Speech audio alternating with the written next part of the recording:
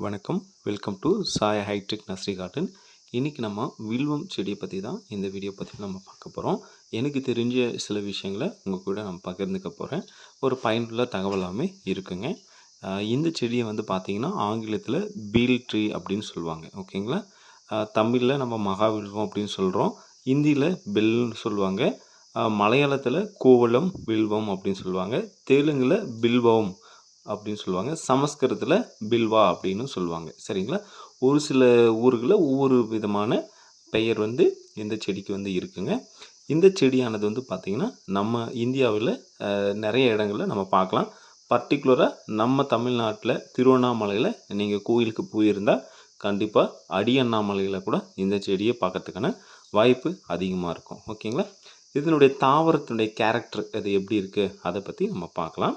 இது வந்து பார்த்திங்கன்னா நல்ல நறுமணம் உள்ள இலையுதிர் மரம்னு சொல்லுவாங்க. ஓகேங்களா? இது வந்து பார்த்திங்கன்னா முள் இருக்கும். ஒவ்வொரு லீஃப்க்கும் அடியிலையும் அந்த செடியில் முள்ளானது காணப்படும். இது வந்து பார்த்திங்கன்னா ஒரு 12லேருந்து 15 அடி உயரம் வளரக்கூடிய ஒரு மரம்னு சொல்லலாம். இதனுடைய இலைகள் சிற்று இலைகள் அப்படின்னு சொல்லுவாங்க. 3 கூட்டு இலைகள், 5 கூட்டு இலைகள் அந்த மாதிரி இருக்கும். ரொம்பவே அற்புதமாக இருக்கும். மற்ற செடிகளுக்கு இல்லாத சிறப்பு இந்த மகாவில்வத்துக்கானது இருக்கும். சரிங்களா? நீங்கள் பார்த்தீங்கன்னாவே ரொம்ப தெரிஞ்சுக்கலாம். இதனுடைய மலர்கள் ரொம்பவே நறுமணமுடையதாக இருக்குங்க.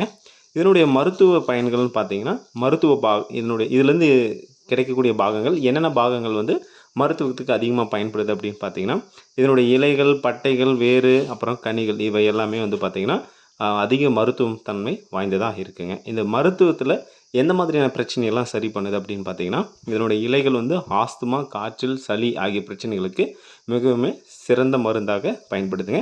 இது வந்து பசியை வந்து பார்த்திங்கன்னா பசி எடுக்காதவங்களுக்கு பசி எடுக்கிற மாதிரியான மருந்து தயாரிக்கிறதுக்குமே இதனுடைய இலைகளானது பயன்படுதுன்னு சொல்லுவாங்க.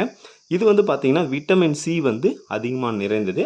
நம்மளுடைய உடலை வந்து குளிர்ச்சியை வச்சுக்கிறதுக்கு இந்த மகாவில்வமானது அதிகமாகவே பயன்படுதுங்க. ஓகேங்களா? இதில் என்ன மாதிரியான வேதிப்பொருட்கள் இருக்குது அப்படின்னு பார்த்தீங்கன்னா அமினோ அமிலம்னு சொல்லுவாங்க. அப்புறம் பார்த்திங்கன்னா ஆந்திரக்கைனின்னு சொல்லுவாங்க. பிளெவன், அப்புறமா குளுக்கோசைடுகள், ஒலியிக் அமிலமும் காணப்படுது. சிவனுடைய பூஜையில் வந்து பார்த்திங்கன்னா ஏகவில்வம் சிவ அர்ப்பணம் அப்படின்னு அதனுடைய துதியில் பாடுவாங்க. சரிங்களா? அவ்வளோ அற்புதமான மகாவில்வம் செடிகள் நம்முடைய நர்சரியில் ஸ்டாக் இருக்குது.